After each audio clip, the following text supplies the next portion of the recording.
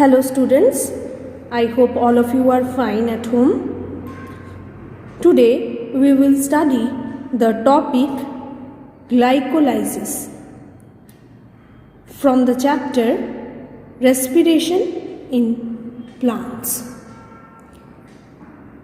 Before starting the topic glycolysis, first we will see mechanism of respiration. According to its dependence on oxygen, the cellular respiration can be classified in two types. Number 1, aerobic respiration, and number 2, anaerobic respiration.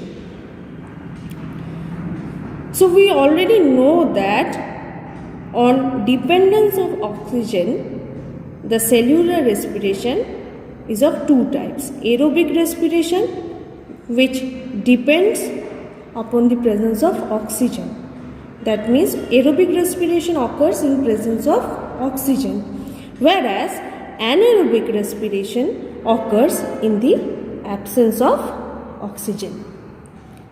Next, aerobic respiration. It occurs inside the mitochondria in the presence of molecular oxygen in most of plants and animals called aerobes. It is divided into 4 phases. Number A, glycolysis. Number B, oxidative decarboxylation. Number C, Krebs cycle or TCA cycle. And number D, electron transport system. So students, today we will study about the topic glycolysis, which is the first phase of aerobic respiration. So let us start the topic glycolysis. It is also called EMP pathway because its details were given by Emden, Meyerhoff and Pernes in 1930s. So these pathway, that is EMP pathway, here E stands for Emden, M stands for Meyerhoff and P stands for Pernes. So these 3 scientists proposed this pathway in 1930s, which is known as EMP pathway or glycolysis. Next, the definition of glycolysis. Glycolysis is derived from 2 Greek words. One is glykis, another is lysis. Glykis means sweet or sugar, and lysis means breaking. So glycolysis is a stepped process by which one molecule of glucose, which is a 6-carbon compound, breaks into 2 molecules of pyruvic acid, which is a 3-carbon compound. Next, properties of glycolysis. It occurs in cytoplasm outside the mitochondria. So glycolysis occurs in the cytoplasm of a cell. It is anaerobic phase. Now students, why it is called anaerobic phase? Though it is a part of aerobic respiration, we just learned it, but still it is called anaerobic phase because to conduct oxidation in aerobic organisms, oxygen is required as electron acceptor and thereby producing water. As in glycolysis, when we will learn the pathway, we will see that there is no such electron accepting stage by oxygen. Thus, it may be called as an anaerobic phase, but it is a part of aerobic respiration. Number C, one molecule of glucose is reduced to two molecules of pyruvate or pyruvic acid. It is present in all cells. No carbon dioxide is produced as there is no decarboxylation in glycolysis. Number 3, details. Glycolysis is completed in the following steps, which we will next see and learn. Now students, we will learn the steps of glycolysis. Glycolysis is basically divided into 2 phases. First phase and second phase. First we will learn the first phase, that is phosphorylation of glucose and its conversion into glyceraldehyde 3-phosphate. So let us start learning the steps. First here you can see glucose, which is a 6-carbon sugar. It is converted into glucose 6-phosphate, which is also a 6-carbon sugar, by the help of the enzyme hexokinase. Now what happens in this step, that glucose is phosphorylated at its 6th carbon position through dephosphorylation of one molecule of ATP, which converts into ADP plus PI. PI means inorganic phosphate. So ATP is broken into ADP and PI. This PI or the inorganic phosphate is added to the 6th carbon of glucose to form glucose 6-phosphate. And the enzyme is hexokinase, or sometimes it is also written as glucokinase. So this is the first step, phosphorylation. Next step is the second step. It is simply an isomerization step. Fructose and glucose are isomers. Okay, fructose and glucose are isomers. They are aldose and ketose isomers respectively. So they show aldose and ketose isomerism respectively. So glucose 6-phosphate is converted into fructose 6-phosphate with the help of enzyme phosphoglucoisomerase, or also called phosphohexose isomerase. So this is step 2, isomerization. Next, third step, where fructose 6-phosphate is again phosphorylated at first carbon position through dephosphorylation of one molecule of ATP to form ADP plus PI. And this PI, that is the inorganic phosphate, is added to the first carbon position of fructose to form fructose 1,6 diphosphate, or also called fructose 1,6 bisphosphate. And the enzyme here is phosphofructokinase. So this is also a phosphorylation step of fructose 6-phosphate. Next, in the next step, fructose 1,6 diphosphate or fructose 1,6 bisphosphate, which is a 6-carbon compound, is splitted into 2 3-carbon compounds, that is dihydroxyacetone phosphate and glyceraldehyde 3-phosphate. So this step is called cleavage, because here lysis or breakdown of fructose 1,6 diphosphate into 2 3-carbon compounds takes place, that is dihydroxyacetone phosphate and glyceraldehyde 3-phosphate. With the help of the enzyme fructose diphosphate aldolase, or simply it can be called as aldolase. and these two products formed are interchangeable. So here the enzyme which is responsible for its interchanging is the enzyme isomerase, or it is also called phosphotriose isomerase. Thus, from one molecule of glucose, two molecules of glyceraldehyde 3-phosphate is generated.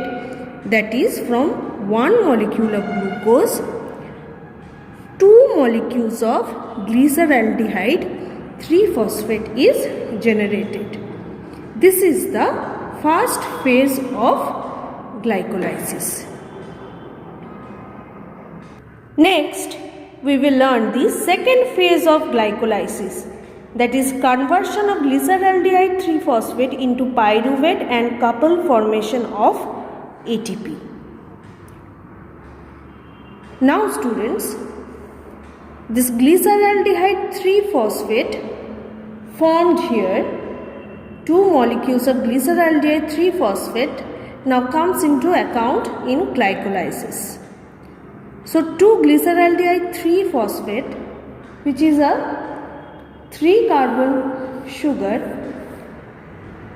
2 molecules of it is converted into 2 molecules of 1,3-diphosphoglycerate or 1,3-bisphosphoglycerate. With the help of enzyme glyceraldehyde 3-phosphate dehydrogenase. Now, NAD, the full form of NAD is nicotinamide adenine dinucleotide. Here NAD is present in cell. Here this NAD gains electron, NAD plus, it gains electrons and is reduced to 2 NADH plus 2H plus. So this is a dehydrogenation step, and on the other hand 2PI, that is 2 inorganic phosphate, is added to first carbon position of glyceraldehyde 3-phosphate, that is 2-glyceraldehyde 3-phosphate is phosphorylated at its first carbon position to form 1,3-diphosphoglycerate. So it is also a phosphorylation step. In the next step, this is known as the ATP generation step. Here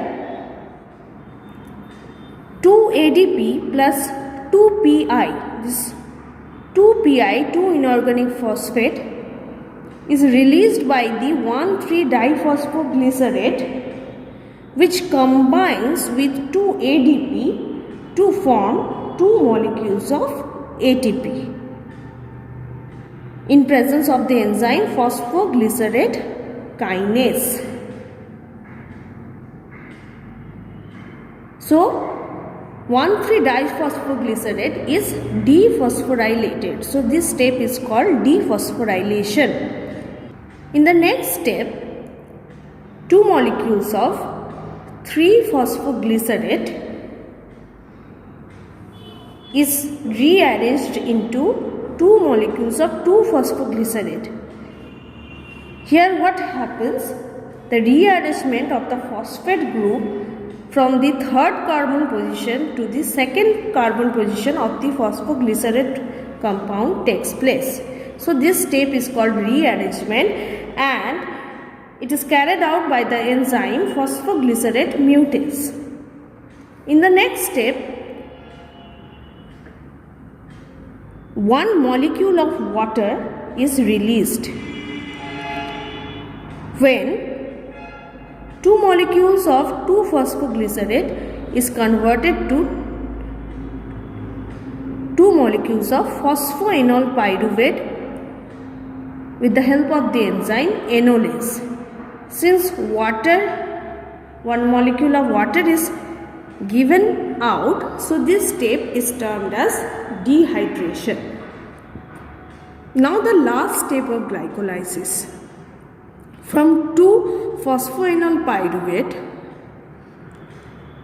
two molecules of pyruvate or pyruvic acid is produced with the help of the enzyme pyruvate kinase, and this is the second ATP generation step. Students, you should note down one thing, that in the steps where the ATP is either broken down or generated through oxidation, enzyme's name is always ends with kinase. In the previous step also, here also we have seen phosphoglycerate kinase. In the first phase also we have seen, in the third step of first phase, phosphofructokinase or phosphohexose kinase, and in the second phase we can see where ATP is generated or broken down, the name of the enzyme ends with kinase. So in the last step, 2-phosphoenol pyruvate is converted into 2-pyruvic acid. This is also an ATP generation step where dephosphorylation of phosphoenol pyruvate takes place. It releases 2 inorganic phosphate which combines with ADP to form 2 molecules of ATP with the help of the enzyme pyruvate kinase. So the net gain in the process of glycolysis is 2 molecules of ATP. Now students, let us see the overall reaction of glycolysis. Glucose plus 2Pi plus 2ADP plus 2NAD plus gives rise to 2-pyruvate plus 2ATP plus 2NADH plus 2H plus 2H2O. So this is the overall reaction of glycolysis. In glycolysis, net gain is 2 ATP molecules. Remember that. 2 pyruvate and 2 NADH2 molecules or 2 NADH plus 2H plus molecules. So glycolysis is a low energy process as most of energy is still trapped in the pyruvate and NADH2 molecules. The fate of pyruvate depends upon the availability of the oxygen in the cell. In the presence of oxygen, pyruvic acid will enter a mitochondrion and undergo further breakdown in aerobic respiration. But in the absence of oxygen, the pyruvate thus formed will undergo anaerobic respiration. So students, this is all about today's topic, that is glycolysis. Again we will meet in our next video with the next topic from this chapter. Thank you.